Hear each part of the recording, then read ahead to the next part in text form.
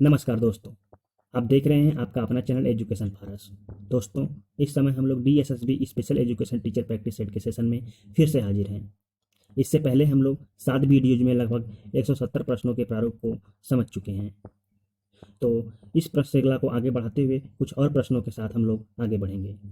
दोस्तों, आप लोग को बता दें कि ये जो प्रश्न श्रृंखला चल रही है और इसमें जो प्रश्न रखे जा रहे हैं, ये प्रश्न हमारे विभिन्न एग्जाम जैसे सीटेट, रीट या DSSB स्पेशल एजुकेशन टीचर का एग्ज़ाम हो, वो सभी एग्ज़ाम में हमारे प्रश्न देखने को मिल जाते हैं।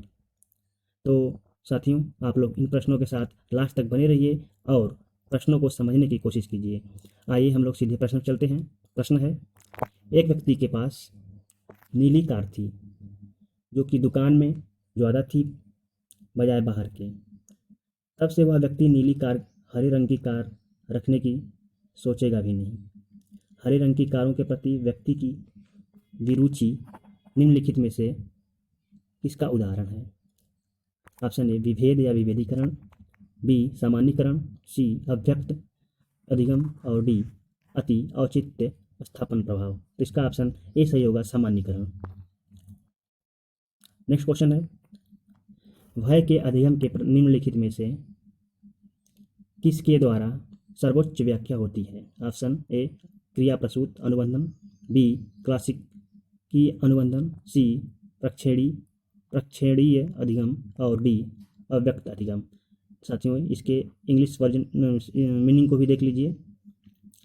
तो इसका ऑप्शन होगा D. Next question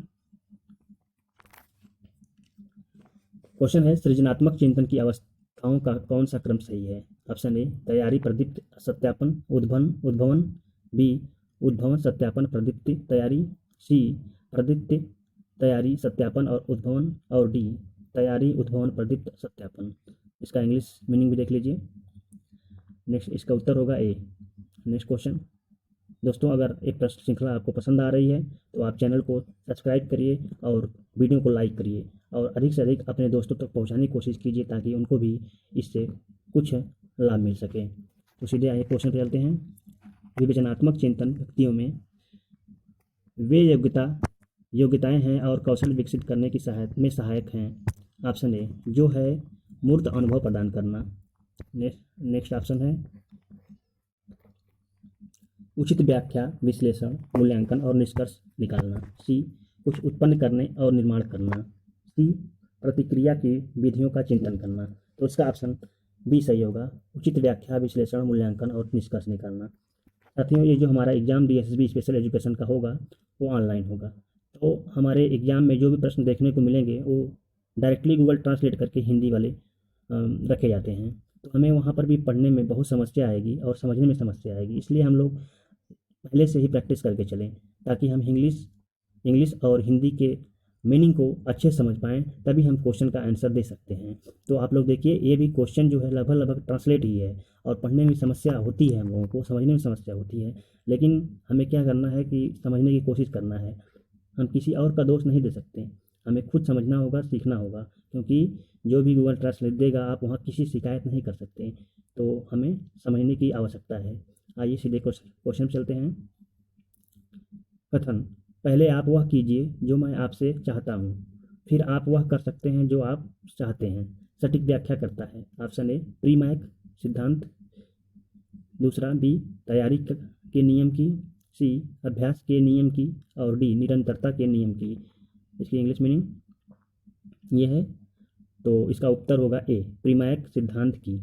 next question है, निम्नलिखित में से कौन सा क्रम कोब द्वारा वर्णित अनुभवजन्य अधिगम प्रक्रिया को सही रूप से दर्शाता है? ऑप्शन ए प्रक्रमण, अनुभव करना, सामान्यीकरण करना, अनुप्रयोग करना, बी अनुप्रयोग करना, सामान्यीकरण करना, अनुभव करना और प्रक्रमण करना, सी अनुभव करना, प्रक्रमण करना, सामान्यीकरण करना और अनुप्रयोग करना।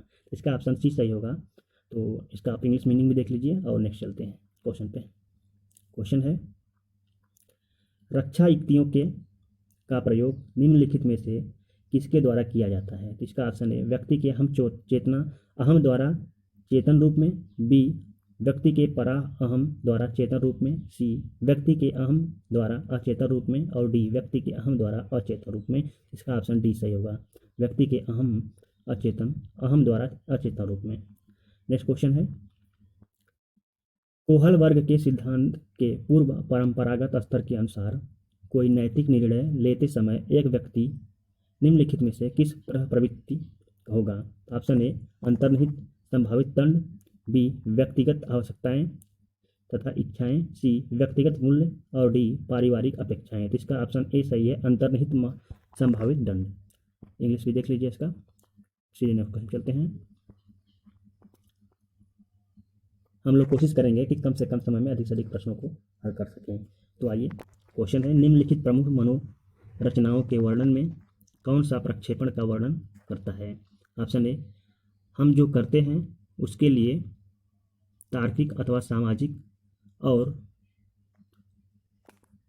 एक वांछनीय अनुप्रेरकों के समनुदेशन, बी एक अनुप्रेरक का एक रूप में तृप्ति न हो पाने की स्थिति में अन्य माध्यम की तरफ मोड़ दिया जाना, सी यह अस्वीकार करना कि कोई अप्रिय वास्तविकता अस्तित्व में है, और डी स्वयं के अवांछित गुणों को दूसरों में अनुदेशित करना। तो इसका ऑप्शन ए सही होगा।